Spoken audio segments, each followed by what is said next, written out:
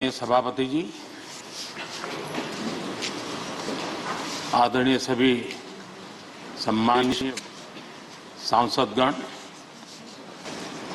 सबसे पहले मैं आदरणीय सभापति जी को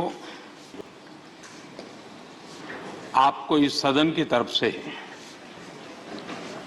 और पूरे देश की तरफ से बहुत बहुत बधाई देता हूं। आपने एक सामान्य परिवार से आकर के संघर्षों के बीच जीवन यात्रा को आगे बढ़ाते हुए आज जिस स्थान पर प्राप्त पहुंचे हैं वो देश के लोगों के लिए अपने आप में एक प्रेरणा का कारण है। इस उच्च सदन में इस गरिमामय आसन को आप सुशोभित कर रहे हैं और मैं कहूंगा कि किठाना के लाल उनकी जो उपलब्धियां लोग देश देख रहा है तो देश की खुशी का ठिकाना नहीं है।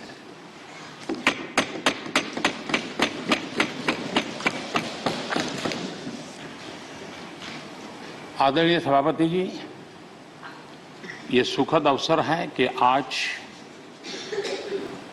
आर्म फोर्सेस फ्लैग डे भी है।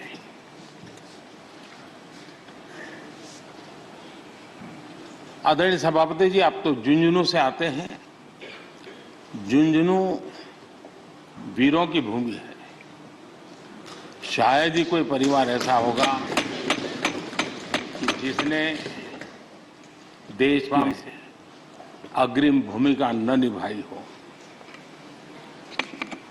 और ये भी सोने में सुहागा है कि आप स्वयं भी सैनिक स्कूल के विद्यार्थी रहे हैं।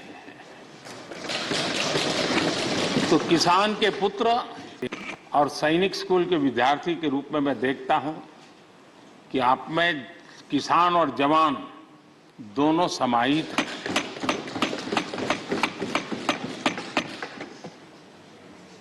मैं आपकी अध्यक्षता में इस सदन से सभी देशवासियों को आर्म फोर्सेस फ्लैग डे की भी शुभकामनाएं देता हूं।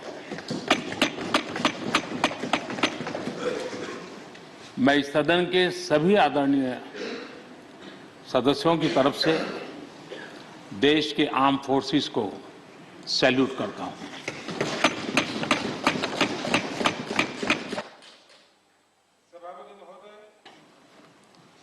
आज संसद का ये उच्च सदन एक ऐसे समय में आपका स्वागत कर रहा है जब देश दो महत्वपूर्ण अवसरों का साक्षी बना है। अभी कुछ ही दिन पहले दुनिया ने भारत को G20 समूह की मेजबानी का दायित्व सौंपा है। साथ ही ये समय अमृत काल के आरंभ का समय है। ये अमृत काल एक नए विकसित भारत के निर्माण का कालखंड तो होगा ही, साथ ही भारत इस दौरान विश्व के भविष्य की दिशा तय करने में भी बहुत अहम भूमिका निभाएगा। आदरणीय सभापति जी, भारत की इस यात्रा में हमारा लोकतंत्र, हमारी संसद, हमारी संसदीय व्यवस्था, उसकी भी एक बहुत महत्वपूर्ण भूमिका रहेगी। मुझे खुशी है कि इस महत्वपूर्ण कालखंड में उच्च सदन को आपके जैसा सक्षम और प्रभावी नेतृत्व मिला है। आपके मार्गदर्शन में हमारे सभी सदस्यगण अपने कर्तव्यों का प्रभावी पालन करेंगे। ये सदन देश के संकल्पों को पूरा करने का प्रभावी मंच बनेगा। आदरणीय सभापति महोदय, आज आप संसद के उच्च सदन के मुखिया के रूप में अपनी नई जिम्मेदारी का औपचारिक आरंभ कर रहे हैं। इस सदन के कंधों पर भी जो जिम्मेदारी है, उसका भी सबसे पहला सरोकार देश के सबसे निचले पायदान पर खड़े सामान्य मानवीय के हितों से ही जुड़ा है। इस कालखंड में देश अपने इस दायित्व को समझ रहा है और उसका पूरा जिम्मेदारी से पालन कर रहा है। आज पहली बार महामहिम राष्ट्रपति श्रीमती द्रौपदी मुर्मू के रूप में देश की गौरवशाली आदिवासी विरासत हमारा मार्गदर्शन कर रही है। इसके पहले भी श्री रामनाथ कोविंद जी ऐसे ही वंचित समाज से निकलकर देश के सर्वोच्च पद पर पहुंचे थे और अब एक किसान के बेटे के रूप में आप भी करोड़ों देशवासियों की, गांव, गरीब और किसान की ऊर्जा का प्रतिनिधित्व कर रहे हैं। आदरणीय सभापति जी, आपका जीवन इस बात का प्रमाण है कि सिद्धि सिर्फ साधनों से ही नहीं, साधना से मिलती है। आपने वो समय भी देखा है जब आप कई किलोमीटर चलकर स्कूल जाते थे।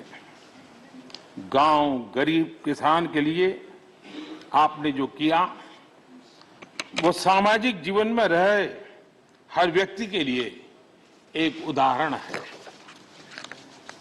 आदरणीय सभापति जी, आपके पास सीनियर एडवोकेट के रूप में 3 दशक से ज्यादा का अनुभव है। मैं विश्वास से कह सकता हूं कि इस सदन में आप कोर्ट की कमी महसूस नहीं करेंगे।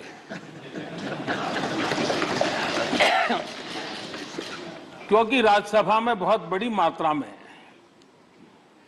वो लोग ज्यादा हैं जो आपको सुप्रीम कोर्ट में मिला करते थे और इसलिए वो मूड और मिजाज भी आपको यहां पर जरूर अदालत की याद दिलाता रहेगा। आपने विधायक से लेकर सांसद, केंद्रीय मंत्री, गवर्नर तक की भूमिका में भी काम किया है। इन सभी भूमिकाओं में जो एक बात कॉमन रही वो है देश के विकास और लोकतांत्रिक मूल्यों के लिए आपकी निष्ठा। निश्चित तौर पर आपके अनुभव देश और लोकतंत्र के लिए बहुत ही महत्वपूर्ण है। आदरणीय सभापति जी, आप राजनीति में रहकर भी दलगत सीमाओं से ऊपर उठकर सबको साथ जोड़कर काम करते रहे हैं। उपराष्ट्रपति के चुनाव में भी आपके लिए सबका वो अपनापन हमने स्पष्ट रूप से देखा। मतदान के 75% वोट प्राप्त करके जीत हासिल करना अपने आप में अहम रहा है। आदरणीय सभापति जी, हमारे यहां कहा जाता है नयति इति नायकः, अर्थात जो हमें आगे ले जाए वही नायक है। आगे लेकर जाना ही नेतृत्व की वास्तविक परिभाषा है। राज्य संदर्भ में ये बात और महत्वपूर्ण हो जाती है क्योंकि इस सदन पर लोकतांत्रिक निर्णयों को और भी रिफाइंड तरीके से आगे बढ़ाने की जिम्मेदारी है। इसलिए जब आपके जैसा जमीन से जुड़ा नेतृत्व इस सदन है, तो मैं मानता हूं कि ये सदन के हर सदस्य के लिए सौभाग्य है।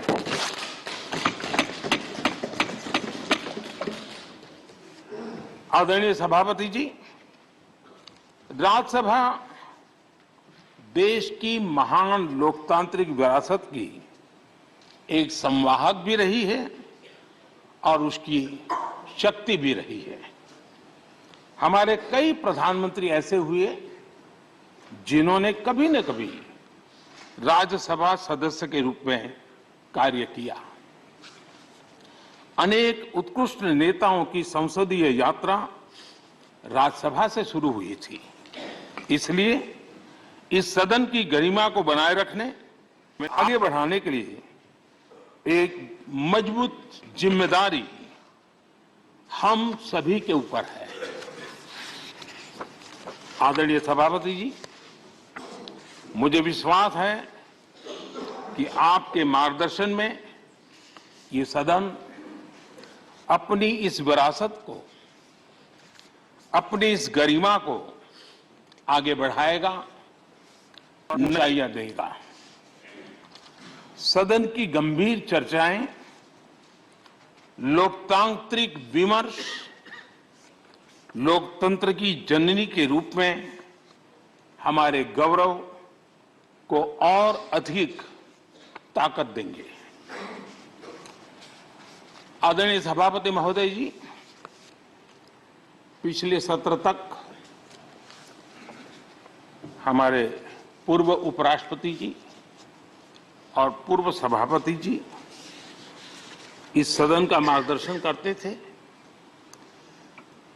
उनकी शब्द रचनाएं, उनकी तुकबंदी सदन को हमेशा प्रसन्न रखती थी। ठहाके लेने के लिए बड़ा अवसर मिलता था। मुझे विश्वास है कि आपका जो हाजिर जवाबी स्वभाव है वो उस कमी को कभी खलने नहीं देगा और आप सदन को वो लाभ भी देते रहेंगे। इसी के साथ मैं पूरे सदन की तरफ से, देश की तरफ से, मेरी तरफ से आपको बहुत बहुत शुभकामनाएं देता हूं। धन्यवाद।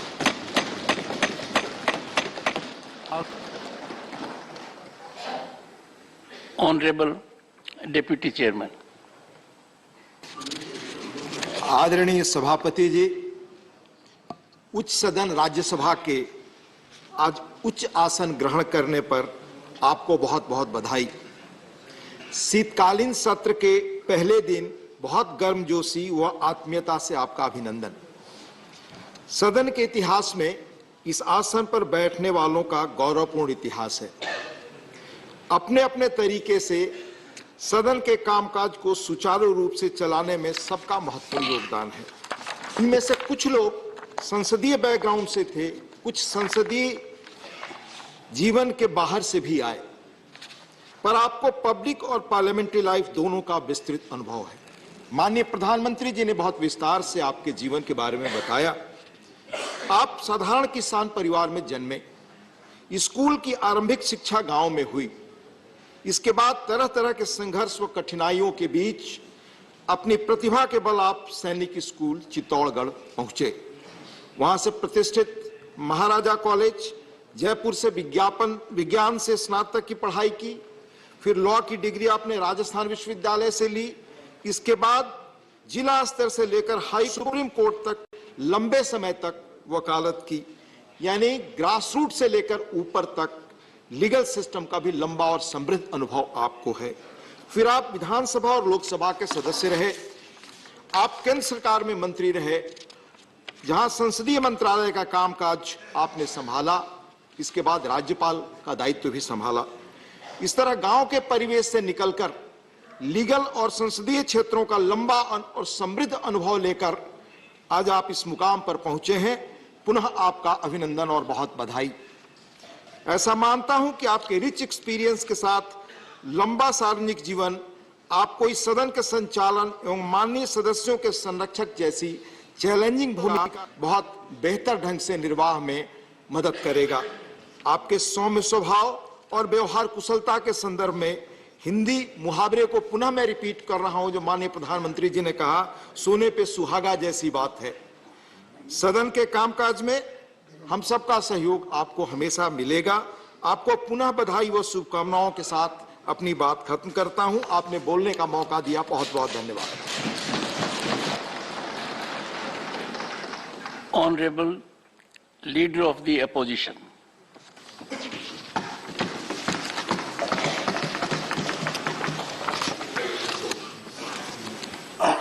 माननीय सभापति जी, विपक्ष के साथियों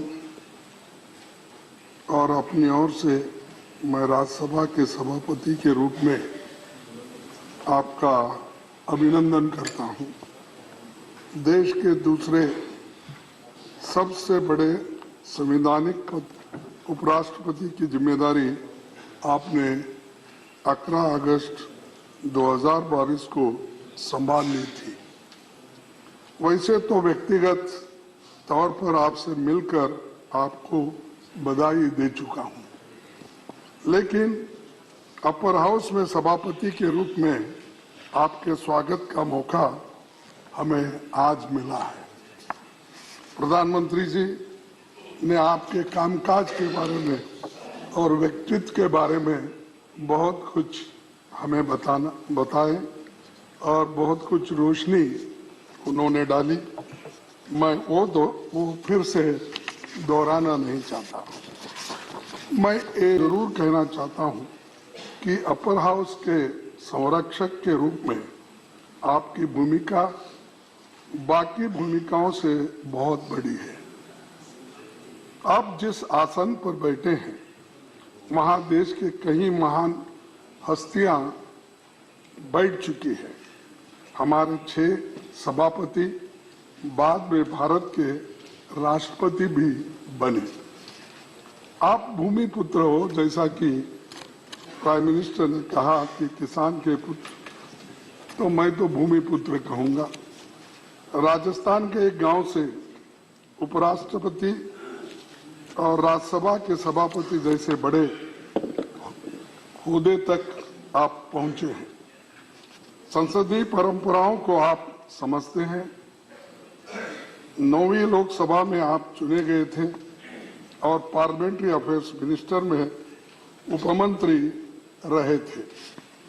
राजस्थान विधानसभा में एमएलए और पश्चिम बंगाल में कई सालों तक आप राज्यपाल रहे। कोऑपरेटिव मूवमेंट में और कई खेल संगठनों में आप जुड़े रहे। पढ़ने लिखने में आपकी रुचि है। आपका प्रोफाइल बहुत बड़ा है। मैंने पढ़ा, हमारे देश में संविधान सबसे ऊपर है। संसद के लोकतांत्रिक व्यवस्था का आधार स्तंभ है। संसद के पास संविधान संशोधन का भी अधिकार है। राज्यसभा और लोकसभा मिलकर भारत की संसद बनती है। कोई अकेला सदन खुद में पूर्ण नहीं है। संविधान के दायरे में दोनों सदनों को अपनी प्रक्रिया और नियम तय करने का अधिकार आपको है।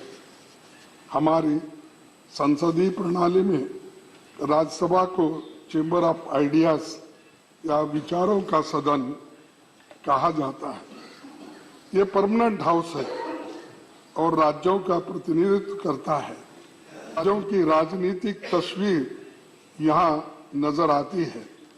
शुरुआत से ही संसदीय क्षेत्र के तमाम दिग्गज यहाँ की शोभा बढ़ाते रहे हैं।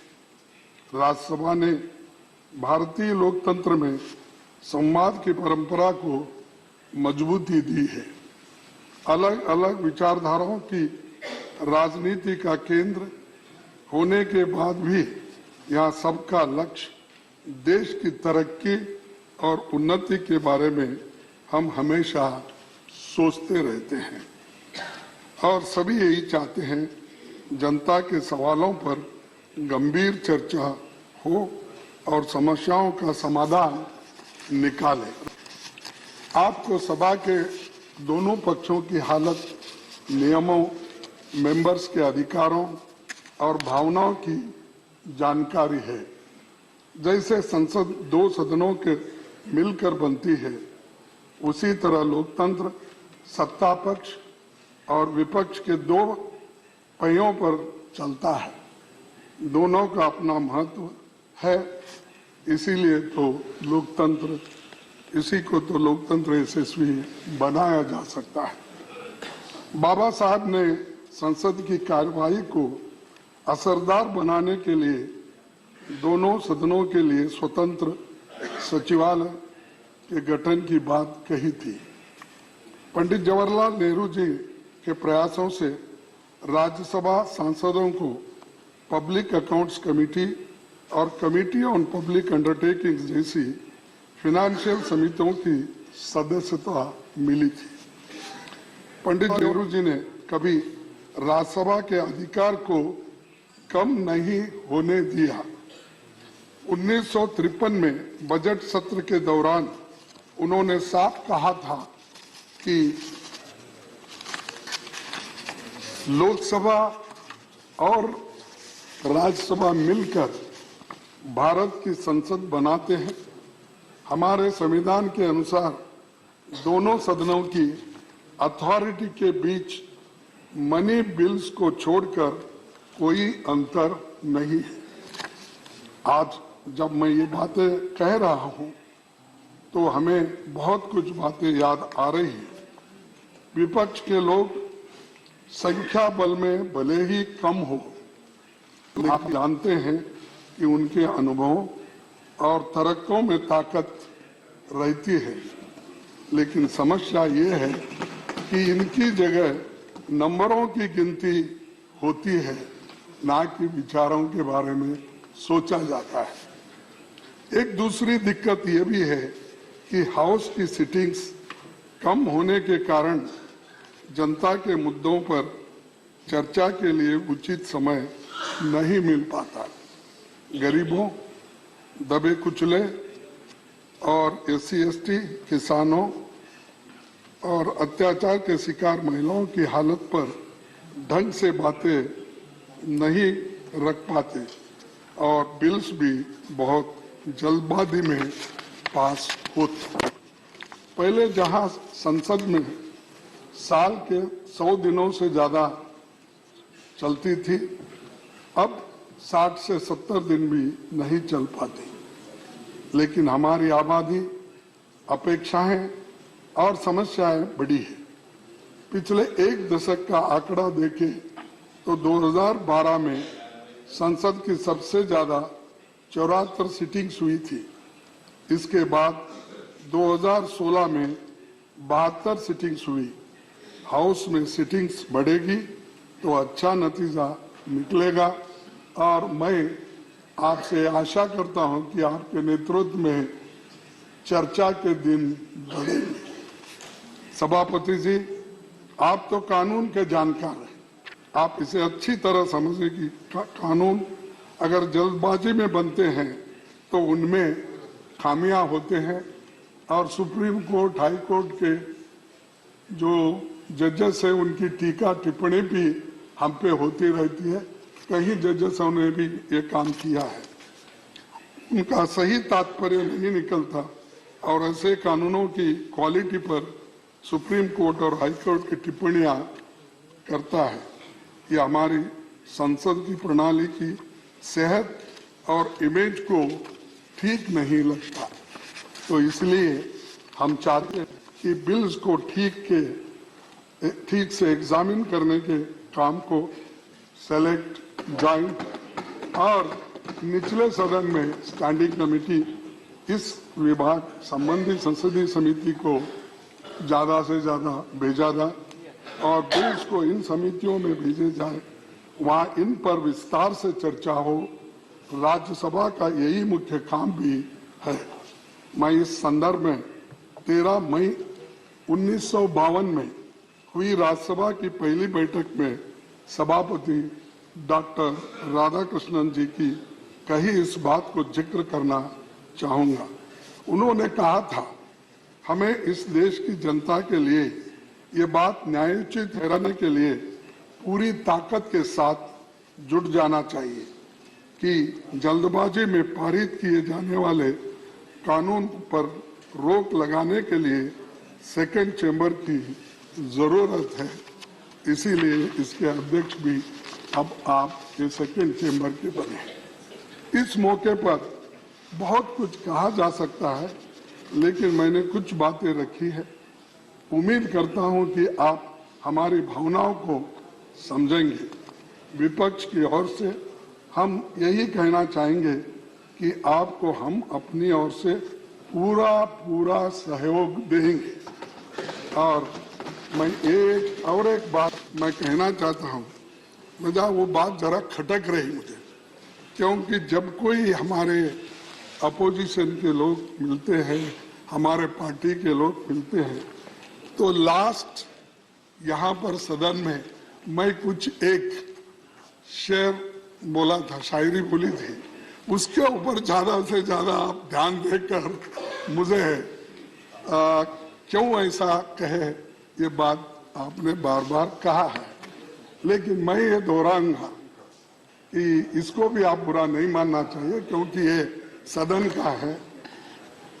मेरे बारे में कोई राय मत बनाना गालिब, मेरे बारे में कोई राय मत बनाना गालिब, मेरा वक्त भी बदलेगा, तेरी राय भी बदलेगी। तो ये कहते हुए मैं आपको धन्यवाद देता हूं और सदन बहुत सुरक्षित चलेगा और हम पूरी कोशिश करेंगे हर बात पर आपको सहकार देने के लिए। धन्यवाद। Shri O'Brien.